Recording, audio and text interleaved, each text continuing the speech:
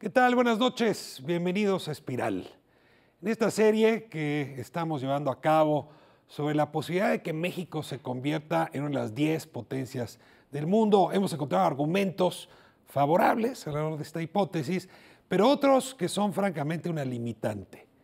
Quizá la limitante más grande tiene que ver con la insuficiencia de recursos que tiene el Estado mexicano para financiar los servicios, las políticas, en fin, todo el despliegue de actividades que el Estado mexicano tendría que proporcionar para que en efecto, entonces sí, México se convierta en una de las naciones más fuertes, económica, políticamente hablando, en el mundo. Es decir, para que despliegue su poderío.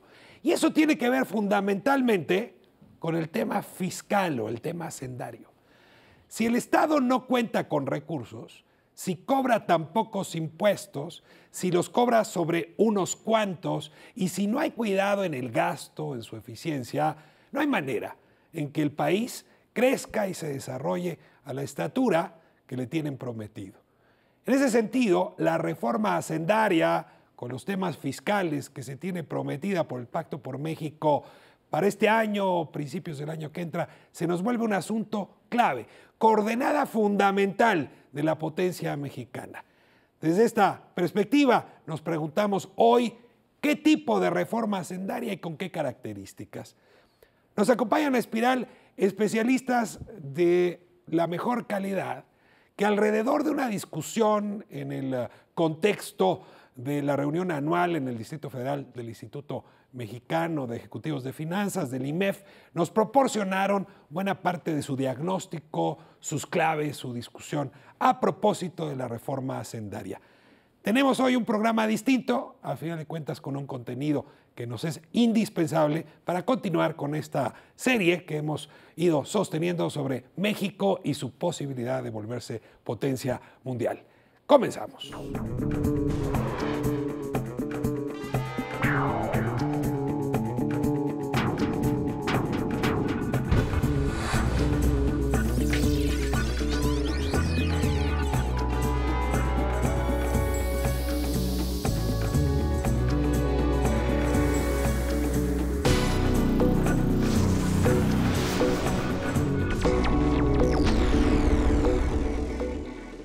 Bueno, puedo abrir este panel de expertos. Les agradezco mucho estar aquí a los 4. Y bueno, ahora, si no tienes inconveniente, adelante. Correcto. Quisiera plantearles un poco, todos sabemos que a México, al menos esa es mi óptica, le urge una reforma fiscal, como lo has comentado. Desafortunadamente, hasta ahora, y porque es algo con lo que el país tiene que lidiar, pues no hemos tenido los momentos políticamente oportunos para ello. Tenemos a Fox haciendo sus primeros escarceos, en fin, no le salió bien las cosas, Calderón no pudo hacer mayor cuestión, y parece que Enrique Peña Nieto, con toda la fuerza usual del PRI y un camión robusto, podría intentar hacer algo mejor. En este sentido, y quiero platicarles un poco de lo que nosotros hemos hecho y un poco también de lo que sé. Como saben, a la sociedad civil en ocasiones se nos culpa de quejarnos mucho y no hacer propuestas. 6 instituciones profesionales nos dimos a la tarea desde hace 2 años de hacer una propuesta de reformas de lo que nosotros consideramos que es lo que México necesita, y desde un punto de vista de instituciones profesionales, con lo que ello implica, es decir, con el sentido de ser apartidista y también asectorial. Lo que nosotros ahí proponemos a ciertos sectores los muerde, pero es lo que desde nuestro punto de vista es lo técnicamente correcto. En esta tarea lo que hicimos fue revisar todos los ordenamientos fiscales federales y buscar qué disposiciones se podían cambiar, cuáles eliminar, cuáles incorporar, y preparamos un paquete muy robusto. Este paquete, por supuesto, tenía la idea de identificar áreas de oportunidad que hicieran de México un país más competitivo, que por tanto se generara crecimiento y todo el desarrollo social que con eso, ahora sí que eso conlleva.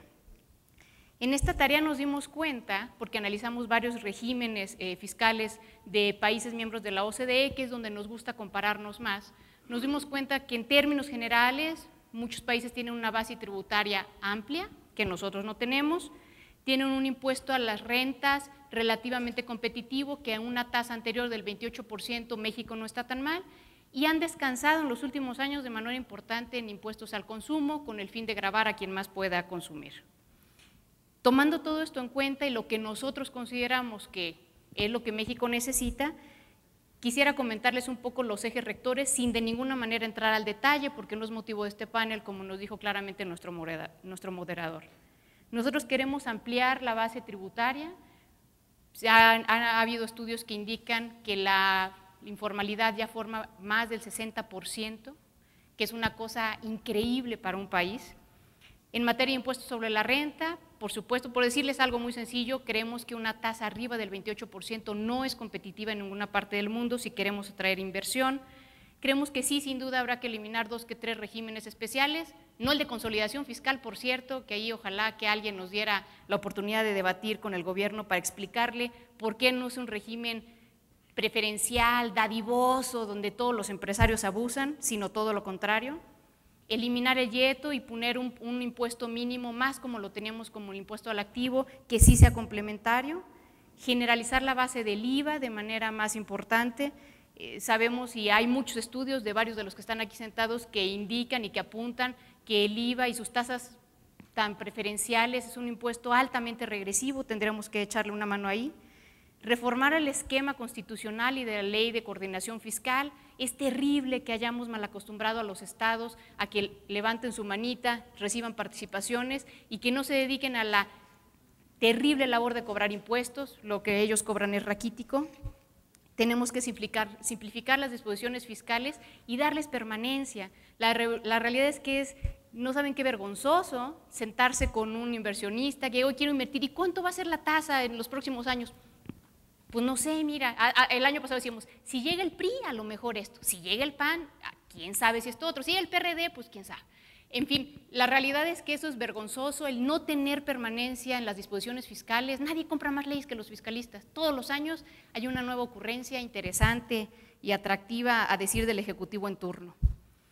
Y una parte muy importante, y con esto termino, es brindar seguridad jurídica, que es un concepto que suena etéreo, pero la realidad es que las últimas reformas fiscales en esta parte tan delicada no han hecho otra cosa más que incrementar de manera importante y a veces excesiva las facultades de las autoridades fiscales, llegando a abusos, y delimitar de manera importante los derechos de todos los que estamos aquí sentados, de todos, es decir, de los contribuyentes. Entonces, una reforma fiscal coherente tendría que tener todo esto. Obviamente no estamos inventando el agua tibia ni el hilo negro, ni mucho menos.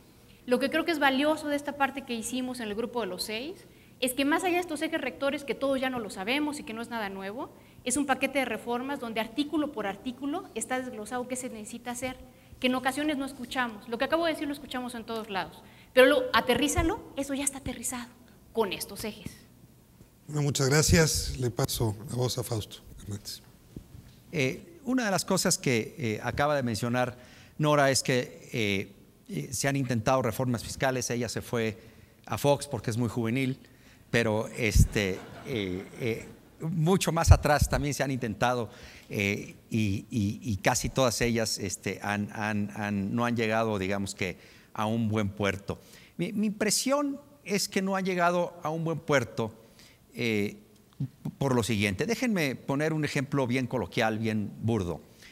Supongan a un hijo adolescente y supongan que tiene un padre, pues que de estos que pues sí tiene mucha lana, pero es un poco irresponsable. O sea, como que no lo sigue muy bien, no le da su seguimiento adecuado. Y el hijo le dice al padre: papá, ya no me alcanza, la vida está muy cara. Y el papá irresponsable le da más dinero. Y aquí el padre en realidad debería de preguntar: ¿y qué es lo que no te alcanza? Pues, ¿qué estás haciendo con el dinero que yo te doy? Y el hijo le puede responder: mira, han subido mucho los antros, ahora que están de moda y ya hasta desaparece gente ahí adentro. Y entonces el padre, si es irresponsable, dice: no, pues sí, el alcohol ha subido y además estos fiscalistas le ponen IEPS, ¿no? Y eso es precisamente uno de los grandes problemas.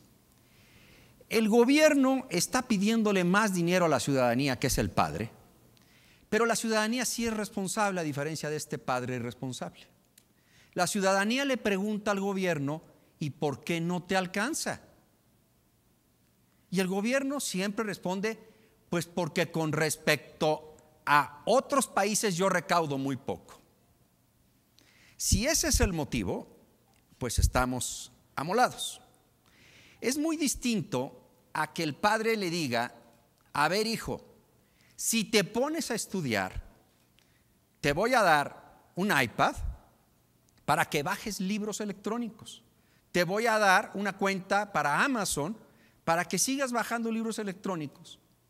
Y así sí te doy más dinero. Pues esto es exactamente lo mismo.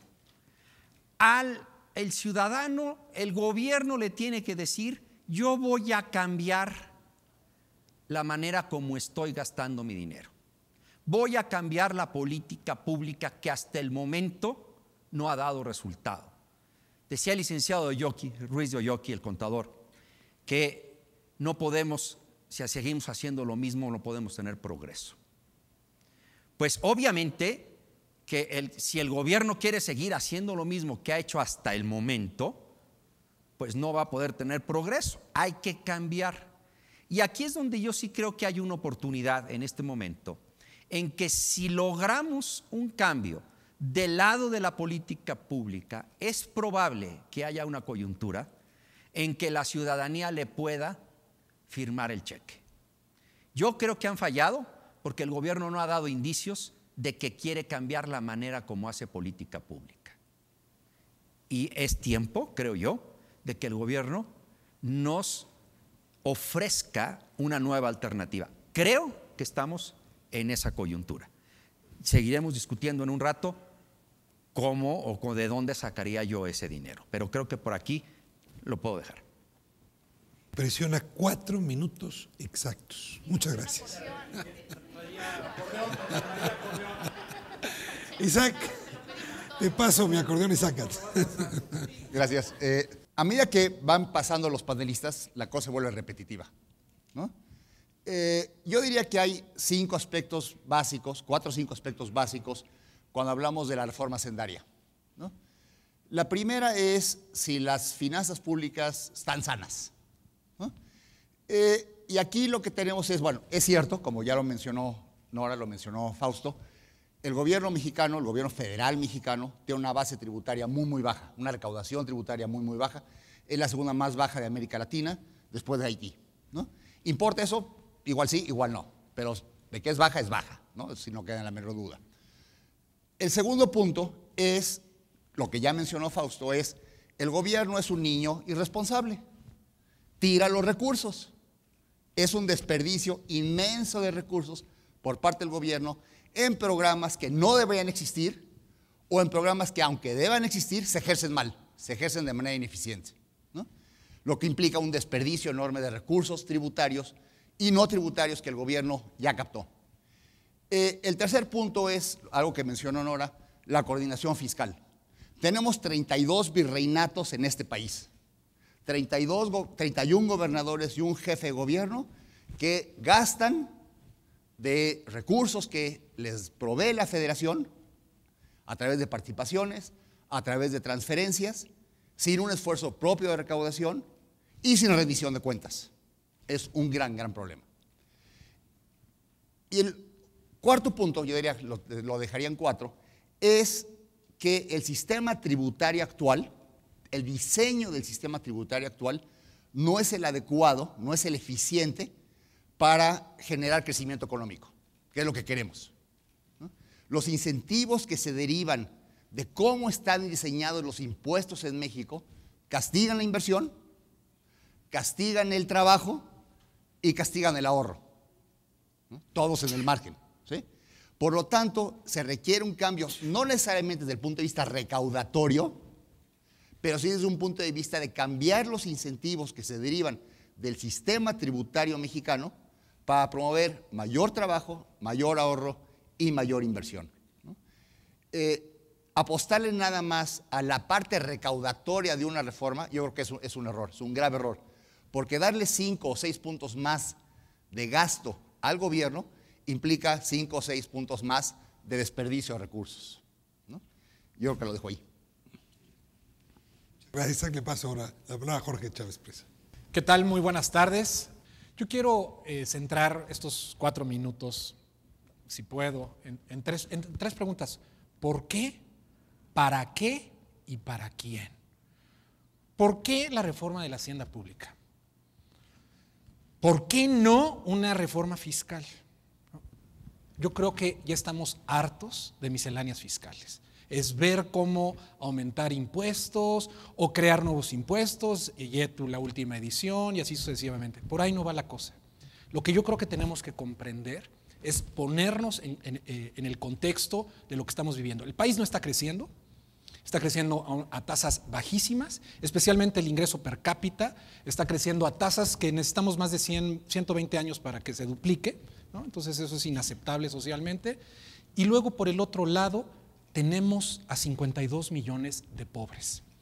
Y 52 millones de pobres, que hay que decirlo, nos debe avergonzar, son 52 millones de pobres definidos de acuerdo al marco jurídico. La Ley General de Desarrollo Social, de acuerdo con estas definiciones de pobreza multidimensional, está diciendo que hay 52 millones de mexicanos que no están accediendo a derechos sociales que la Constitución está estableciendo y fijando. Yo creo que en ese sentido necesitamos una reforma de la hacienda pública para crear un país mucho más grande, que es esta discusión del mercado interno. O sea, el mercado interno no va a crecer mientras tengamos 52 millones de pobres. Entonces, esa es como la gran motivación de la reforma. Otro aspecto, hoy, no me gustan a mí ya las comparaciones internacionales, se me hacen ya aberrantes. Tenemos que comparar con respecto a lo que hoy estamos gastando, con respecto a lo que hoy gasta el gobierno federal, los gobiernos estatales y los gobiernos municipales, porque hemos creado un sistema tributario, la coordinación fiscal. Yo creo que también ya basta de ese discurso de estarle pegando a los gobernadores de flojos. Por cierto, no son virreyes. Si fueran virreyes, estarían sujetos a un juicio después de la terminación de su mandato, ¿no? Lo que tenemos es que creamos un sistema para que los gobernadores no recaudaran. Eso es lo que construimos. No pidámosle peras al olmo. Si no nos gusta, cambiémoslo. Pero lo que hoy construimos es de esa manera. Voy al punto. Hoy lo que gastamos no lo podemos cubrir con ingresos recurrentes. ¿Qué nos ha salvado? Porque hemos tenido tantos años de estabilidad y, entre comillas, finanzas públicas sanas. Porque bajaron las tasas de interés gracias al esfuerzo de estabilidad macroeconómica, gracias al contexto global, y porque subió el precio del petróleo y momentáneamente aumentamos la plataforma de producción. El país lo tenemos organizado, lo debemos de reconocer, para generar pobres y para no crecer. Entonces tenemos que cambiar las cosas, y una de las cosas que tenemos que cambiar es precisamente la hacienda pública, para que el Estado mexicano tenga la capacidad de hacer y concretar a favor de la sociedad. Hoy no está organizado así. Entonces, ese es el por qué. El para qué es para que nuevamente retomemos el crecimiento, porque el Estado, a fin de cuentas, y más el Estado mexicano como lo hemos organizado, con este discurso de la rectoría del Estado, tiene en monopolio al sector energético, tiene en monopolio prácticamente la parte educativa, o sea, la formación de capital humano, tiene la parte del sector energético, tiene en sus manos instrumentos poderosísimos de regulación y supervisión en la parte bancaria, en la parte de telecomunicaciones. Así no vamos a llegar a ningún lado. Entonces tenemos que cambiarlo. Y para terminar, el para quién, yo creo que... ¿Para la siguiente ronda? No, ya nada más termino. Muy bien. Es para no tener, entre otras cosas, a 52 millones de mexicanos de pobres.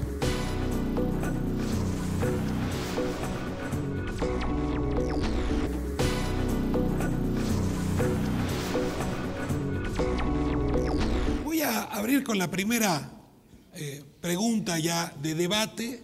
Este es un país que un día tuvo las exportaciones y la economía petrolizadas. Logramos diversificar exportaciones, diversificar en los núcleos productivos del país, pero no logramos que la economía del gobierno, las finanzas del gobierno, también pudiesen alejarse de esta petrolización. Hoy es un porcentaje muy alto de las finanzas públicas que están, como se dice, comúnmente petrolizadas. Si hoy Pemex se declarara república independiente, le deja de pagar al gobierno, no hay manera al día siguiente que estemos operando. Hay quien dice que esta petrolización de las finanzas públicas de suyo no es tan grave. De hecho, hay estados, Arabia Saudita, por ejemplo, que está felizmente petrolizado. En México sí ha sido un tema recurrente y me gustaría mucho oír su opinión. Uno, si esto es grave. Dos, si hay que cambiarlo cómo y hacia dónde. Quien quiera abrir, tiene la palabra. Jorge. La petrolización de las finanzas públicas mexicanas no es mala en sí misma. Lo malo es que estamos haciendo con esos ingresos petroleros, los derechos sobre hidrocarburos. Nos los estamos comiendo. Y eso yo creo que es una desgracia para el crecimiento económico del país, es una desgracia para las siguientes generaciones. ¿Qué hace Arabia Saudita con el petróleo? ¿Por qué no están tan alarmados como nosotros cuando el 100% prácticamente de su economía depende de eso? Porque ellos están formando activos en Arabia Saudita y fuera de Arabia Saudita. El día que nosotros empecemos a transformar el petróleo, los ingresos petroleros, en otros activos de mayor rendimiento, entonces el país va otra vez a crecer. Isaac, ya no les doy la palabra. Concuerdo con Jorge, ¿no? En el sentido de que las finanzas públicas, dependen 34% de los ingresos petroleros o los ingresos tributarios, ¿no? Ingresos totales del gobierno federal, 34% son ingresos petroleros. En ese sentido no es como tal una preocupación. Yo creo que el problema es que nos estamos comiendo la riqueza. Estamos transformando riqueza que es no renovable en gasto corriente, en subsidios.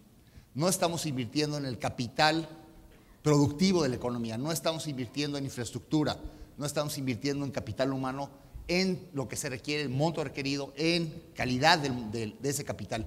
Y nos estamos volviendo pobres, ¿no? Estamos realmente destruyendo nuestra posibilidad de ser una economía desarrollada a través de tener un instrumento muy poderoso que es las exportaciones petroleras. Y hay otra cosa, en México, y es reflejo de esto mismo, grandes países petroleros tienen fondos soberanos que se dedican a invertir en otros países, que se dedican a utilizar los ingresos que se generan de la inversión de esos fondos para directamente el bienestar de su población. En México simplemente estamos tirando los recursos petroleros y eso es realmente un crimen. Pero déjenme insistirles, ¿no es también esta razón de la pereza a la hora de recaudar? Fausto, no decir. Bueno, hay una maldición que se le conoce como la maldición de los recursos naturales, que literalmente es cuando, es por decir algo, me saco la lotería y dejo de trabajar, ¿no? Aquí tengo mucho petróleo y por lo tanto, pues ya no tengo necesidad de tener ese costo político de ir a recaudar. Básicamente es lo que tú estás preguntando. En muchos sentidos, pues mucho se ha escrito, realmente no hay nada contundente que podamos decir, pero una de las causas sí creo que puede ser naturalmente el que, como tenemos petróleo, me relajo a la hora de recaudar. La tasa de recaudación en Arabia Saudita es bajísima. Sí, pero yo creo que es un elemento, yo creo que sí lo es, pero no es el único. Yo creo que aquí hay cosas mucho más complejas. Mira, yo personalmente creo que México, hoy tenemos dos Méxicos, un México muy grandote que es informal y un México muy pequeño que es moderno, formal, etc. ¿Sí? Este informal es el que se come a este pequeñito formal. Y es una de las...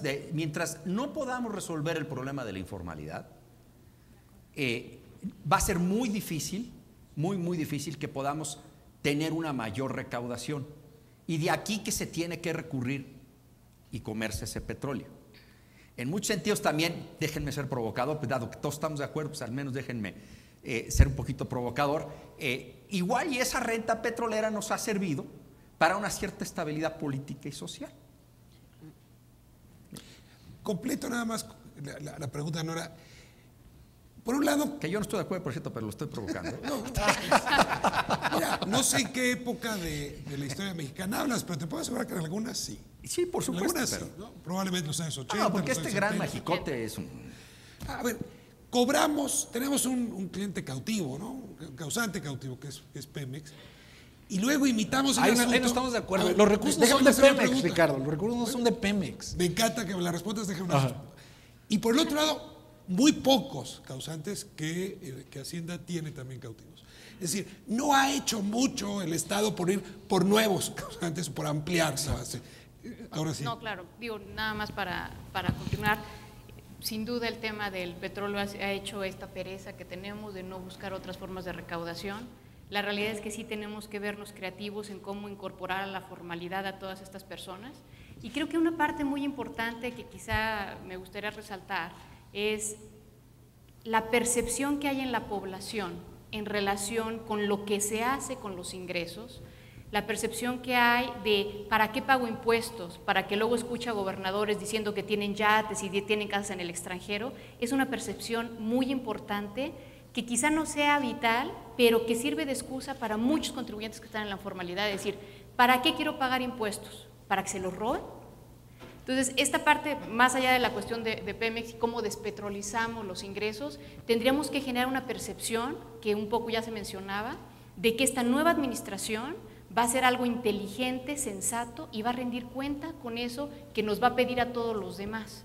Porque si tenemos la misma percepción, ¿quién quiere pagar impuestos? O sea, yo sí conozco personas de países más civilizados que les gusta pagar impuestos, porque dicen, me fascina, porque yo tengo acceso a la salud, porque yo tengo acceso a la educación. En México todo el mundo odia pagar impuestos. Y la razón es porque en nuestra mente, quizá en nuestro micromundo decimos, se los van a transar, se los van a robar, ¿para qué los pago?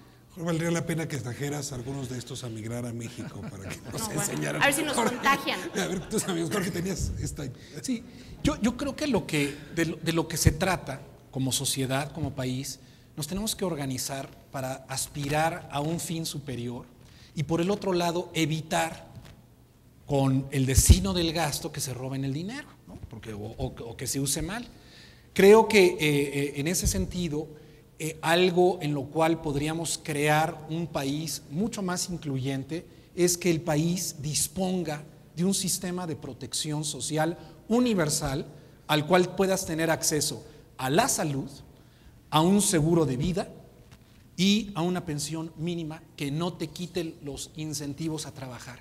El día que tengamos algo en el cual actualmente, seas de izquierda, de derecha, se coincide, es trabajar y alinear los esfuerzos hacia ello. El día que los recursos vayan para ahí, para la protección universal, para tener un sistema de administración y procuración de justicia y eso, vamos a poder alinear y tener a la gente vigilante. Te tengo ahí porque yo creo que esto que estás tocando merece todo un bloque y sería justamente el siguiente. Okay. Para cerrar con el tema de la petrolización de los recursos. Sí, una cosa que creo que no se mencionó aquí. Nos estamos comiendo, eso estoy totalmente de acuerdo, nos estamos comiendo el petróleo. Pero, por ejemplo, también es muy importante que parte de este petróleo lo hubiéramos tenido como un fondo de estabilización. Es decir, cuando tuvimos la crisis del 2009, que México decreció en 6.5%, pudimos haber tenido, si hubiéramos... Teníamos, pero fue insuficiente. Pero fue insuficiente, porque mucho se les ha dado a los estados, básicamente. Similar al que tiene Chile en el cobre. Exactamente. Y bueno, ese es el tipo de cosas. Ahora, que recaudamos poco, sí quisiera yo matizar una cosa. Yo hice un ejercicio perdón, voy a hacer algo que de repente he ofendido, y hay gente que me revida después que soy un poquito ofensivo. Es que hay dos tipos de animales, o somos dos tipos de animales. Los que estamos dentro del zoológico y los que están fuera del zoológico. Y la política fiscal, ahí sí la tributaria, está dirigida a los que estamos dentro del zoológico. Entonces, los que estamos dentro del zoológico sí pagamos y mucho. Yo hice un ejercicio comparando de una persona clase media en Alemania, ¿cuánto paga de impuesto? Paga alrededor entre 49 y 50% de impuesto, incluyendo básicamente locales. Todo, salud, Lo mismo hice para México una persona que tiene que meter a sus hijos a una escuela privada, que tiene que ir al médico privado, a un hospital privado, comprar coche. Todo eso nos dio 53%. Yo gasto 53%, es decir, yo gasto 4 o 3 puntos porcentuales más que mi contraparte alemana. Yo gasto mucho, yo pago mucho. ¿Cerramos aquí, Isaac? Sí. ¿Tú estás dentro o fuera de la jaula? Adentro, ni modo. Tiene doble cerca. Quisiera estar afuera, pero no puedo. Trae doble cerca. Voy a entrar al segundo bloque, justamente con el tema que Jorge Chávez Presa anunciaba. Hace, en fin, el último intento de reforma fiscal, lo recordaremos justamente con Vicente Fox, nos dijeron que hacía falta 2 puntos del PIB de recaudación. Y bueno, fue una polarización en el Congreso que hasta la líder de la bancada perista salió muy mal de ahí. Recuerdan quién era, hoy está en Santa Marta, Acatitla. Fue un episodio terrible, pero nos explicaron mal en ese entonces para qué querían ese 2%. Claro. La pregunta ¿para qué? Se ha venido respondiendo, sobre todo a la luz del debate de las campañas electorales del año pasado y de algunas, digamos, economistas que con seriedad han pensado el tema. Aquí está Fausto, el propio Jorge en ese tema. Necesitamos resolver el problema de la protección social, porque nadie va a aceptar en este país con seriedad que se haga una buena reforma fiscal si no se atiende el tema de la protección social, es decir, si no se pone los caballos delante de la carreta. Hay otros elementos como la rendición de cuentas que también será clave, déjenme lo abordo en el tercer bloque, pero me quedo en este, protección social y reforma fiscal. ¿Cómo hacerlas compatibles? Y les pregunto si es posible realmente una reforma fiscal que no toque este tema. ¿Quién quiere ver? Nora. Yo creo que definitivamente no. Si quisiéramos un país más incluyente y que no nada más pensáramos que el país es los que estamos aquí sentados, tenemos que pensar eso en esos millones de pobres que no tienen lo más mínimo. Sabemos que nuestra economía privilegia solamente a quien está dentro de la economía formal, al empleado formal a tener esos requerimientos básicos. Seguro Popular hizo un esfuerzo importante, pero aún así los estudios dicen que hay alrededor de 24% de los mexicanos que no tiene absolutamente nada, literal, ni en qué caerse muerto. Entonces, creo que sería muy importante, y es la parte que nosotros planteamos, del anclar una reforma fiscal donde en realidad ahora sí, combinando todo lo que hemos dicho, nos diga el Estado, quiero tanto por ciento del PIB, por cierto, lo quiero para lo más indispensable, que es para que estas personas que están muriendo de hambre coman y tengan lo mínimo, que es un seguro médico, un seguro, una pensión y, bueno, ya vivienda ya ni hablamos, ¿no? Jubilación, algo muy mínimo. Si lográramos anclar esta reforma, en mi opinión, creo que la percepción sería de ahora sí estamos haciendo algo financiado, porque también lo podemos hacer por decreto, como ya lo hicimos, pero por decreto comprometo las finanzas públicas. Entonces sí tendría que ser algo anclado, me parecería que sería algo que podría Isaac, te veo cabeceando. Sí. Con eso pediste la palabra. Bueno, es que Nora, bueno, en general estoy de acuerdo, pero mencionó para que coman. No es para que coman, ¿no? O sea, no es una reforma fiscal para que coman. ¿No? O sea, para eso hay otros mecanismos, ¿no? De acuerdo. O sea, esa es la oportunidad. O sea, el problema de la reforma de seguridad social debe ir encaminada a que sí, toda la población en México tenga un mínimo de acceso a la seguridad social que incluye protección social, que incluye servicios médicos, que incluye la pensión, que incluye igual un seguro de desempleo, etcétera, ¿no? Lo que tenemos ahora, y es Fausto aquí el experto junto con Levy, ¿no? Con Santiago Levy, la llamada propuesta Levy, ¿no? Es que tenemos un sistema de 3 pilares de seguridad social: el IMSS, el ISSSTE y el Seguro Popular, ¿no? Y la existencia básicamente de los 2 pilares del sector hacia el sector privado, que es IMSS y Seguro Popular, no generan un sistema eficiente de incentivos, ¿no? Lo que tenemos es que la existencia del IMSS que abarca o que cubre a los familiares de aquel que está formalmente empleado, genera el incentivo para que otros miembros de la familia que ya tienen la cobertura del IMSS estén en la informalidad, ¿no? En la ilegalidad, ¿no? Y el Seguro Popular también incentiva a no estar en el sector formal porque tienen acceso a un cuadro básico de salud, ¿no? Aunque no tengan acceso a pensiones, ¿no? Entonces, la idea de una reforma a todo este sistema social es un mecanismo que abarque a todos, desapareciendo los 3 pilares o desapareciendo al menos la parte IMSS-ISSSTE o fusionándolos, ¿no? Es básicamente, ¿no? la propuesta. Y esto tiene una implicación muy profunda, porque las cuotas que obrero-patronales, básicamente las cuotas patronales al IMSS, son un impuesto al trabajo, ¿no?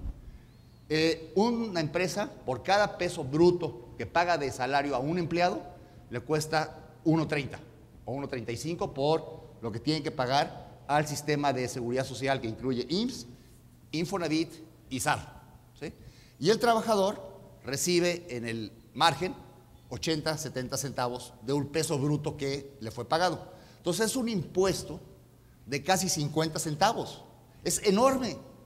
Entonces la idea de una reforma, o en este caso ahora sí tributaria, es que el sistema de seguridad social, de protección social, se financie de la recaudación general, eliminando o reduciendo significativamente la cuota patronal al sistema de seguridad social.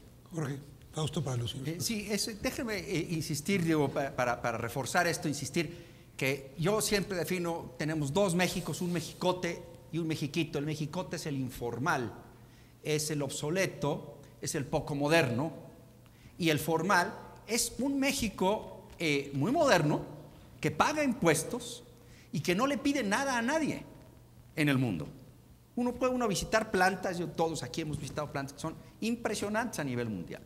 Entonces, el gran problema que yo le veo es que México ha tenido política pública para incentivar un poquito a estos, pero a este grandote los ha tratado como objetos clientelares vía programas sociales.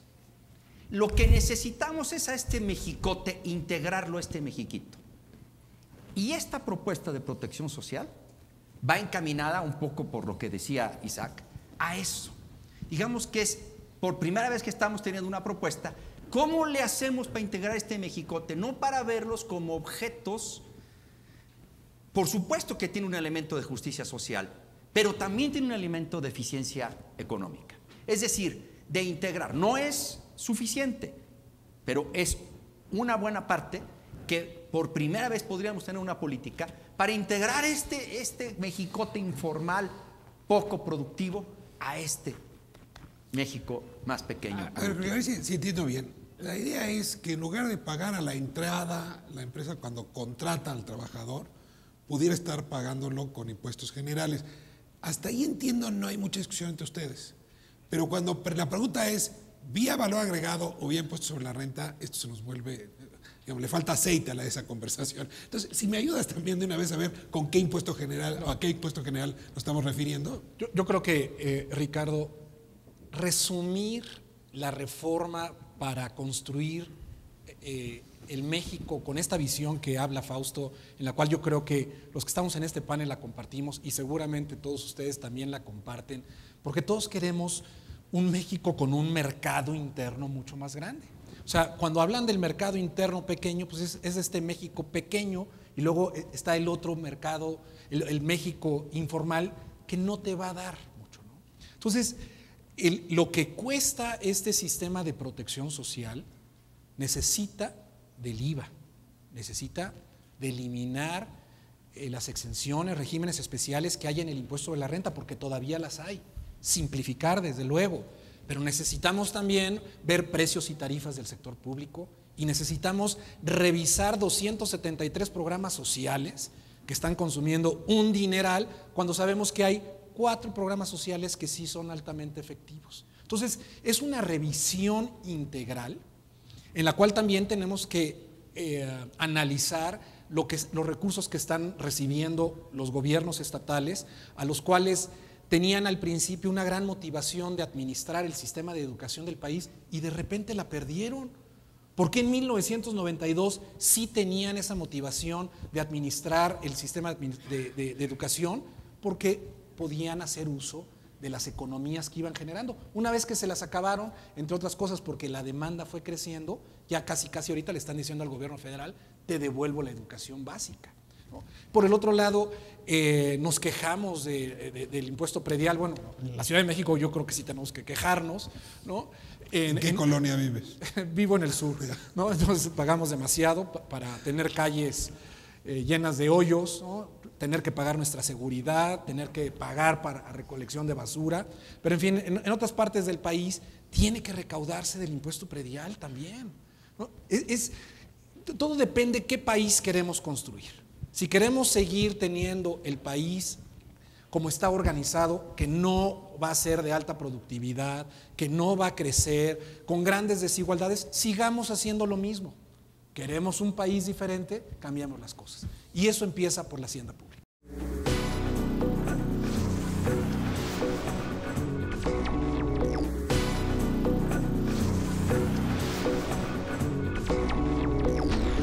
paso a la siguiente pregunta y me agarro de esta.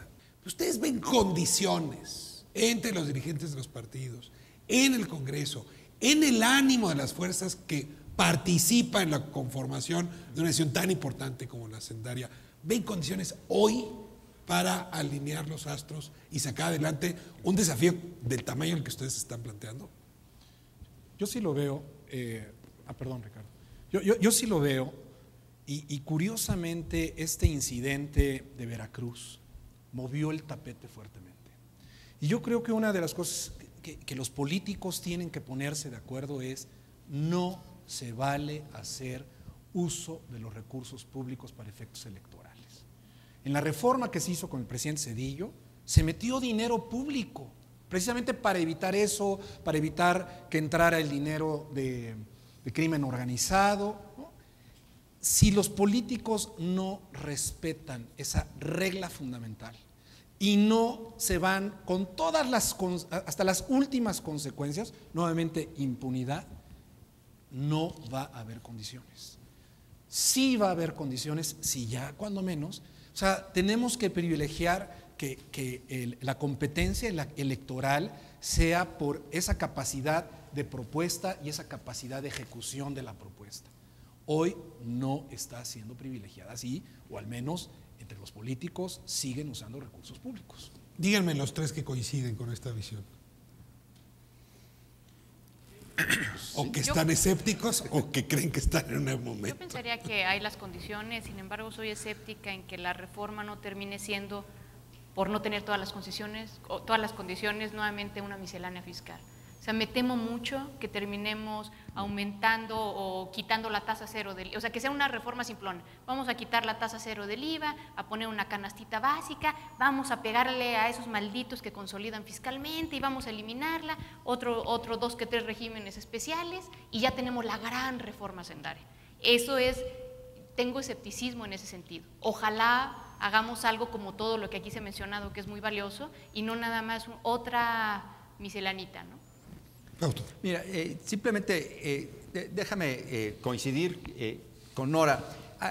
Tenemos un estudio, un colega Arturo Antonio y yo, muy reciente, que de hecho todavía no lo publicamos. Lo único que te quiero decir es, si tú modificas el IVA, como lo planteamos, o sea, lo homologas, sin el cambio, sin quitar las distorsiones del lado de la formalidad, es decir, los impuestos a la nómina, cuotas. Mejor no lo hagas.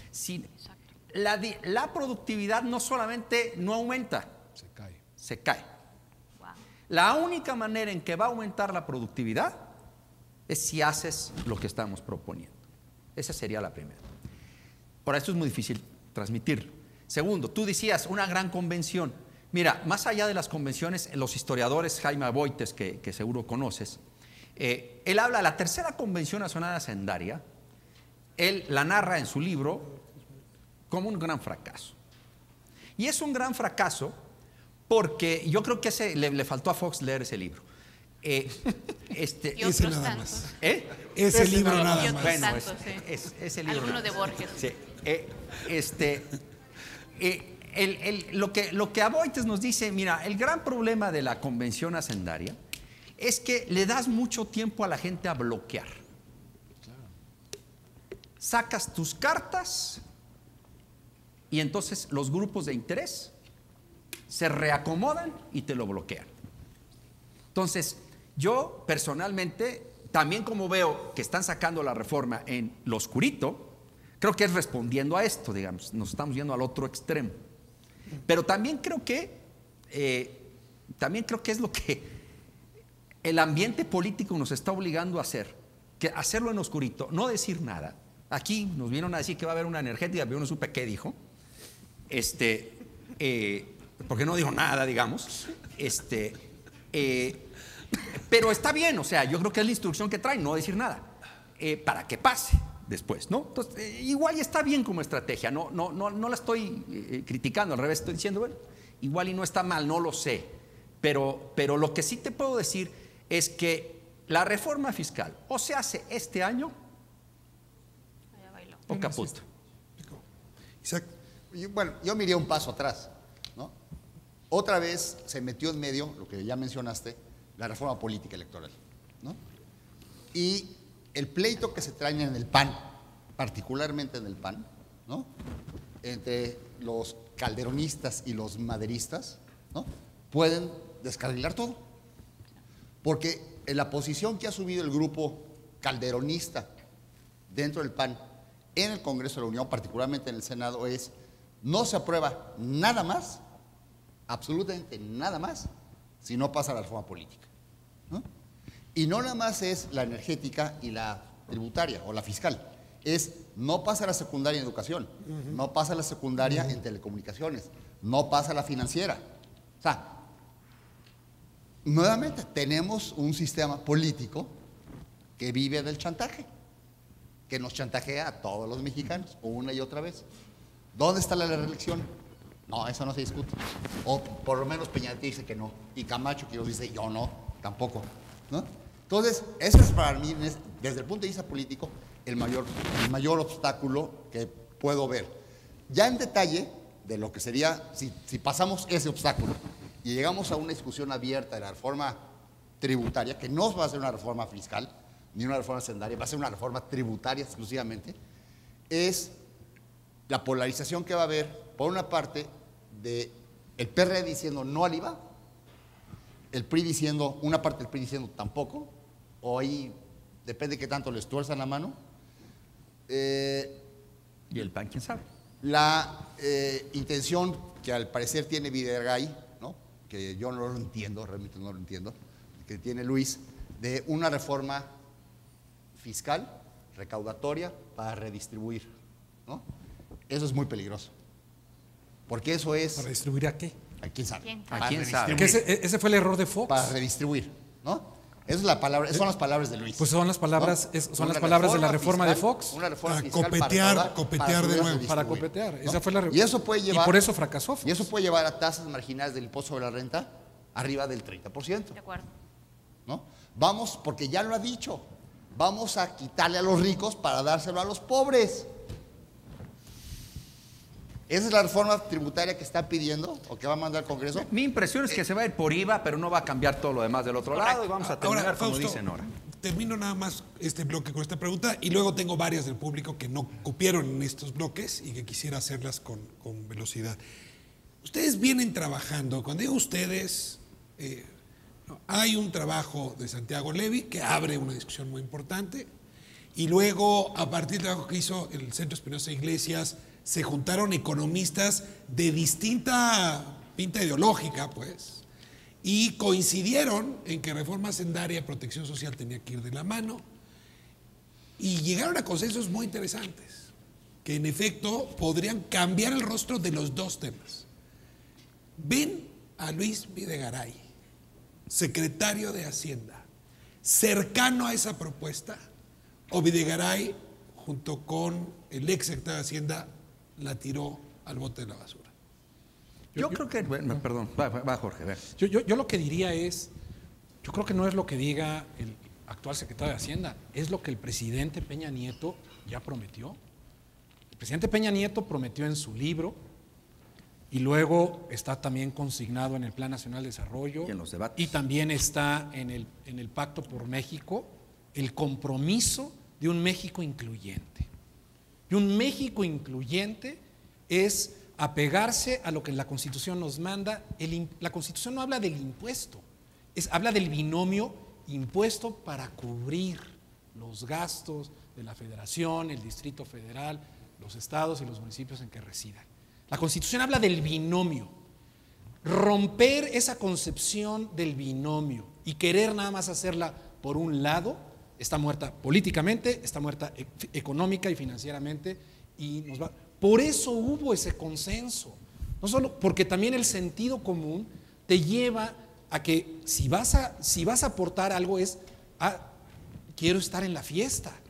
O sea, lo que no se vale es que le quieras cobrar boleto de la fiesta a 52 millones de mexicanos y no los invites a participar en la fiesta. Eso yo creo que no se vale. Fausto.